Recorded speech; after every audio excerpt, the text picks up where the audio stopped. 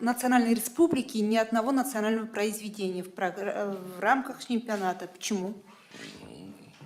Почему вы считаете, что в рамках чемпионата должно быть исполнено национальное произведение и заявлено? Если у нас фестиваль «Белая сирень», мы могли бы фестиваль «Мирас» провести. Вы очень агрессивно настроены, мне задаете вопросы, которые, так сказать, провоцируете на какой-то скандал. Я вам объясняю.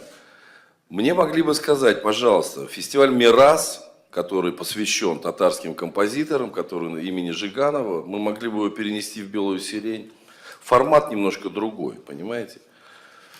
Поэтому я считаю вопрос абсолютно неуместным, некорректным. И в «Белой сирени» это заявлено было.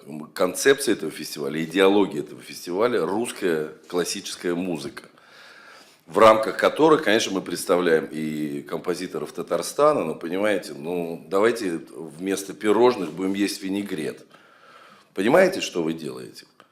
Вы предлагаете мне подавать на десерт винегрет. Вот и все. Я считаю это абсолютно неправильно. И вопрос ваш совершенно некорректен. Он провокационный и абсолютно не к месту. Понимаете? Потому что, напоминаю, фестиваль «Белая сирень», фестиваль имени Рахманинова, который идет уже в который раз? 8-й раз в этом году в этом городе. Вы что, первый раз об этом слышали? Работая в министерстве столько лет. Я хорошо ответил вам на вопрос. По поводу того, что будут ли исполнены композиторы Татарстана, я вам еще раз говорю, целый фестиваль есть, который посвящен их творчеству. Это первое. Второе, везде, где можно играть композиторов Татарстана, я играю. Я вам только что сказал.